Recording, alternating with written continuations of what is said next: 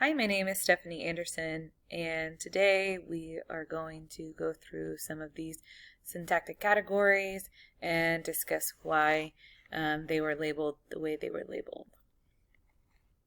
The first one we're going to look at is noun, and we're looking at the noun fairness, and so this comes from this sentence at the bottom that says, irrational human passions and prejudices can thwart justice and fairness.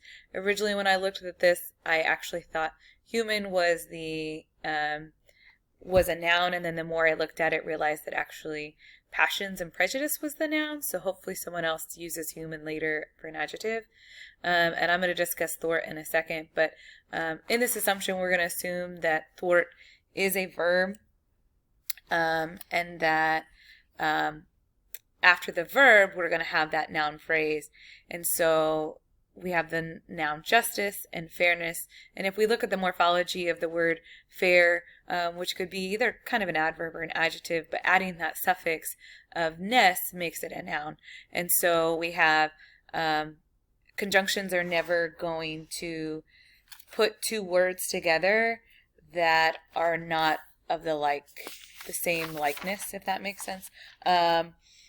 The only kind of example I can really think of is if maybe you were talking about the word, like the actual words. So if I was a kindergarten teacher and I was saying the words run and rabbit start with R, that would be maybe the only time that I'm really going to use a verb and a noun together with that conjunction and, but that's getting a little bit into semantics. But Inley kind of discusses some more of these nouns that are formed with those suffix on page 7. So if we look at this verb thwart, we can see that it goes with this auxiliary verb, can, or maybe a linking verb, some people might call it that, and thwart is the main verb. And so there's very, very few instances that we would ever use can by itself.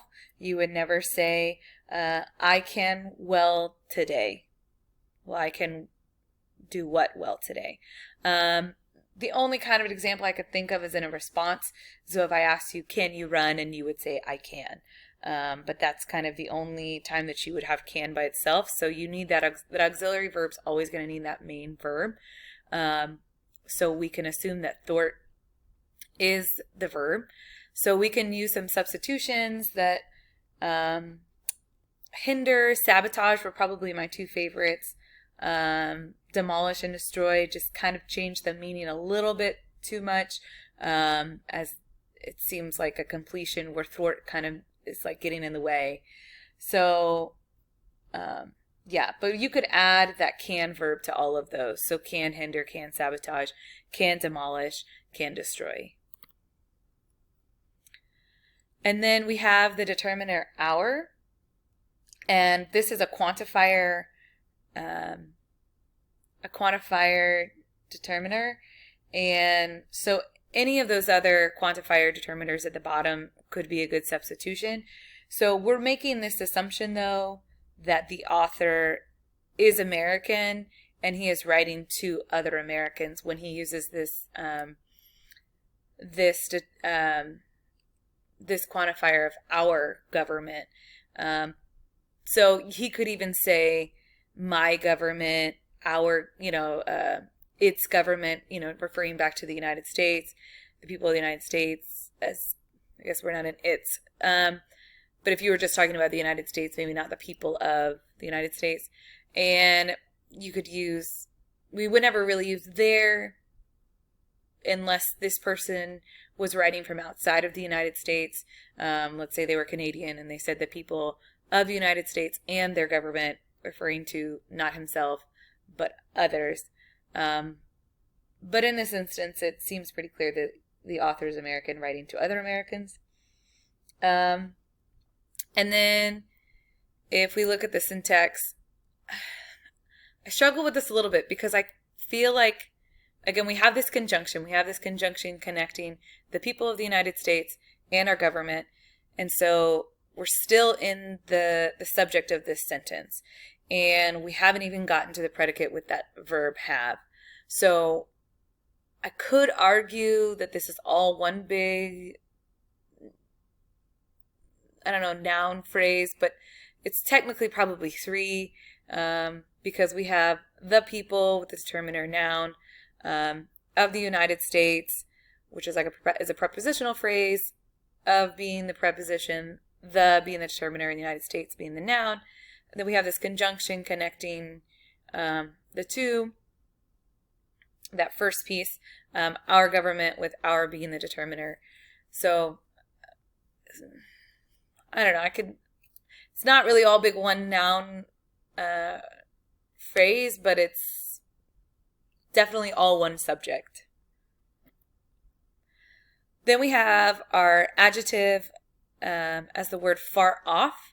And so I included the whole sentence because it was quite a bit, but I'm really just going to focus on that pink, where we have Muslim extremists in a far off place called Fallujah. So if we look at this word and we substitute it and we say distant for the synonym, it still works, Muslim extremists in a distance place. And then even if we use the antonym near, it still makes sense. But again, we know that this author is not from a place outside of the United States. Far away, a very similar word. We could say foreign because it is a place away, abroad. Unfamiliar because it's probably a place that that most people didn't know about until this attack. So there's a couple different substitutions that could work. And then if we would look at the syntax of this sentence, just kind of this little piece. Muslim extremists in the far off place called Fallujah. I left that piece off because that's a prepositional phrase that I just didn't really need. But we know that Muslim is an adjective and not really needed. And also we know that far off is not needed. So if I took that out, extremist in the place, it still makes sense. We know that adjective though adds so much more, so the meaning wouldn't be as clear without it. But we could take far off away, and it would still make sense without it. Yeah, and we know for a noun phrase that it can have an adjective or it cannot, and it can have a determiner, it cannot. This one happens to have, and especially in the prepositional phrase with the noun phrase attached, it has both the determiner and the adjective leading into the noun. And this last one, we have the phrasal verb of lash out, which is definitely not going to be a familiar thing for English language learners. So, and even one of the substitute words that I use is jaunt, which I kind of feel like this picture depicts if you're a Shakespeare fan. But this is definitely one of those that it's a phrasal verb that you would have to learn. It is a prepositional verb. So we resist diversity and even lash out against others. Originally, I struggled a little bit if I needed that against piece. But then when I looked at other ways to form this, I realized that I didn't need the against piece. Don't lash out at me. Another prepositional phrase at the end, at me. She lashed out on her. So again, we have another prepositional phrase.